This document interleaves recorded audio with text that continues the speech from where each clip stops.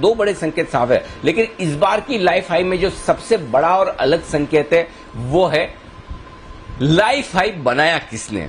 और इस बार मैं हिंदुस्तान के सारे इन्वेस्टर्स, स्पेशली रिटेल इन्वेस्टर्स को, ट्रेडर्स को, एचएनआई इन्वेस्टर्स को, पोर्टफोलियो मैनेजमेंट सर्विसेज चलाने वाले फंड मैनेजर्स और ब्रोकर्स को मैं ये बधाई देना चाहता हूं कि इस बार लाइफ टाइम हाई उन्होंने बनाया है। ये बड़ा परिवर्तन हुआ है इस बार, जो आपको हमें समझना और देखना चाहिए कि पहली बार ये कहते हैं कि वो बाजार में तीसरी महाशक्ति के तौर पर रिटेल इन्वेस्टर उभर कर आए, क्योंकि पिछली बार की जो लाइफ टाइम हाई बनी थी पूरा कंट्रीब्यूशन एफआईज की तरफ से था। घरेलू फंड भी कुछ हद तक खरीदारी कर रहे थे, कम कर रहे थे, लेकिन घरेलू फंड से कभी लाइफ टाइम हाई बना नहीं, तो एफआईज की खरीदारी से बना है। पिछली बार भी यही हुआ, 15-16 फरवरी को जब आपने लाइफ टाइम हाई बनाया एफआईज दमदार पैसा लगा रहे थे, लेकिन इस बार पहली बार ऐसा हुआ है जब एफआईज और घरेलू फंड्स का कंट्रीब्यूशन नहीं के बराबर है, नेगेटिव साइड पर है, उसके बावजूद रिटेल इन्वेस्टर्स ने अपनी ताकत दिखाई है और लाइफ टाइम हाई बनाया। तो लीडरशिप ये बदली है और ये एक बहुत बहुत बहुत बड़ा चेंज है,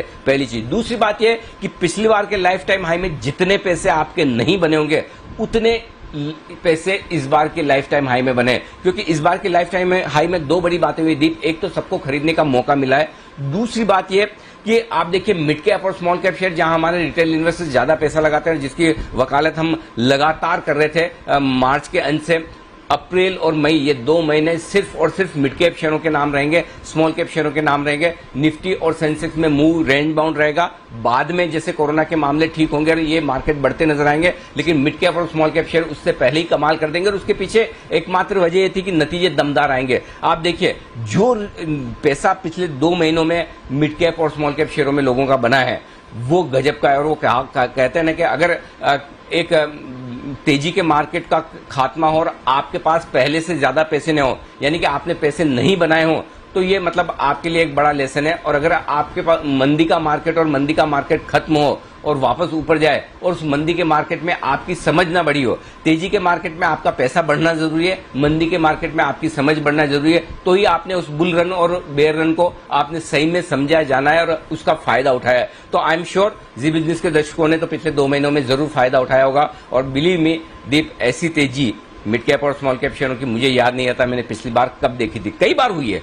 10-10, 12-12 दिन का हम कुंभ का मेला बोलते हैं वो लगता है, लेकिन इस बार 10-12 दिन का कुंभ का मेला नहीं है, शायद 10-12 हफ्ते का कुंभ का मेला है। गजब का चला है, ये ड्रीम रन है। और ड्रीम रन सिर्फ और सिर्फ हमेशा अब तक जो mid cap small cap share deep चलते थे वो सिर्फ इस वजह से चलते थे कि लार्ज कैप बहुत बढ़ गए, अब कैचअप रैली होनी चाहिए। पहली बार मिड कैप और स्मॉल कैप शेयर अपने फंडामेंटल्स के दम पर चल रहे हैं, उनकी बैलेंस शीट ठीक होती दिख रही है, मुनाफा गजब आ रहा है, डेट रिडक्शन हो रहा है, बैलेंस शीट की साइज बढ़ रही है, कैपेक्स प्लान का फायदा हो रहा है। तो फंडामेंटल जो चेंज हुए हैं वो बाजार के लिए बहुत बेहतरीन है और वो बाजार में ब्रॉडर पार्टिसिपेशन। एक आंकड़ा आपको और बताऊं, कल कैश मार्केट में अब तक का सबसे लाइफ टाइम हाई वॉल्यूम हुआ है एक्सचेंजेस पे। इससे आप अंदाजा लगा सकते हैं कि ये रैली, ये तेजी कितनी ब्रॉड बेस्ड है और इसका फायदा इंडियन इन्वेस्टर्स को पूरा मिला है। देखिए सीरीज की शुरुआत में या यूं कहूं कि पिछली सीरीज के अंत में एफआईज ने हथियार डाल दिए।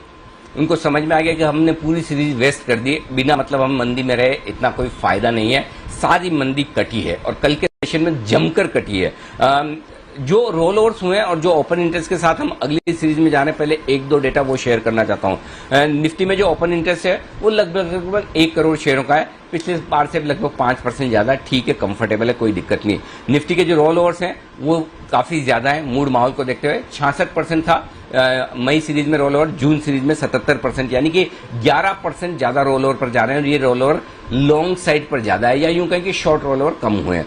बैंक निफ्टी पर 65% से 81% पर जा रहे हैं। कल बैंक निफ्टी ने जो 35,000 के ऊपर की क्लोजिंग दी वो कॉन्फिडेंस बढ़ाया है ट्रेडर्स का, और 81% रोल ओवर बैंक निफ्टी के हुए हैं। तो रोल ओवर्स निफ्टी और बैंक निफ्टी के बेहद दमदार हुए हैं, इसमें कोई डाउट नहीं। अब एक डेटा जिसे आप 2 तरीके से देख सकते हैं।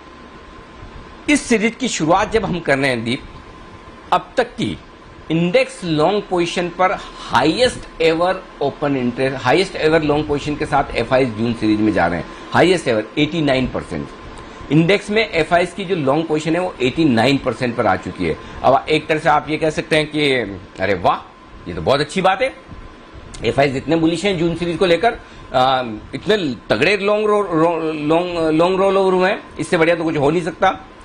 90% के आसपास गजब है। ये तरीका है कि एफआईज का मूड भांपने का। दूसरा तरीका जो ज्यादा रियलिस्टिक तरीका है, वो आपको शायद सुनने में अच्छा ना लगे, लेकिन मुझे बताना जरूरी, जो डेटा कहते हैं मुझे बोलना जरूरी है, और वो ये कि एफआईज ने डर के सीरीज के आखिरी दिन जरूरत से ज्यादा अपने शॉर्ट काट भी लिए और शॉर्ट रोल ओवर्स लिए भी नहीं। तो अब ये होगा कि एफआईज की तरफ से जो इंडेक्स लॉन्ग पोजीशन 89% पर है, ये कम होगी।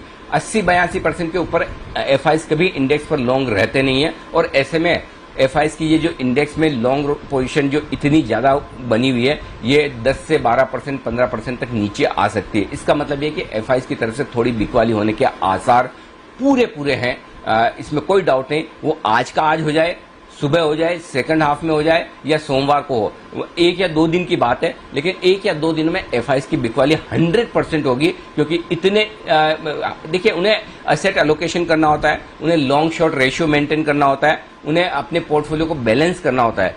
एक्स्ट्रा मंदी में नहीं रह सकते। 40% के आसपास आएंगे तो उन्हें झक मार कर खरीदना पड़ेगा, जैसा हमने कहा था लेना ही पड़ेगा। वैसे ही 80% के ऊपर आएंगे तो उन्हें अपने इंडेक्स लॉन्ग कम करने ही पड़ेंगे, ये करेंगे। अब बस इसमें फर्क एक ही है दीप, जो पिछली बार और अब इस बार में, पिछली बार जब भी इस तरह के इंडेक्स लॉन्ग पोजीशन एफआईज के ओवरबॉट पोजीशन में हो जाते तो मैं क्लियर कट कहता था जोर से मार्केट एक बार झटका देगा, नीचे आएगा और तब आप वापस से लीजिए। इस बार में फर्क इतना ही है, पोजीशन तो उनकी कम होगी, झटका लगेगा या नहीं वो देखने वाली बात है। और ऐसा मैं क्यों बोल रहा हूं कि अब तक एफआईज की बिकवाली से झटका लगा नहीं है मार्केट को। तो जिस तरह का मूड माहौल है, मोमेंटम है, हो सकता है एफआईज अपनी इंडेक्स लॉन्ग पोजीशन कम भी करे, लेकिन बाजार इसे पचा ले। तो फर्क सिर्फ इतना है कि थोड़ा ऊपर के लेवल पर आपको कोशिश रहना है। एक बार हल्का सा बाजार नीचे आ जाए। एक और चीज समझिए ना, 14,400 14,500 से नॉन स्टॉप आप 15,400, यानी कि 900,000 पॉइंट की एक तरफा तेजी हुई है बिना किसी साइजेबल करेक्शन के। तो इस बार तो जो हमने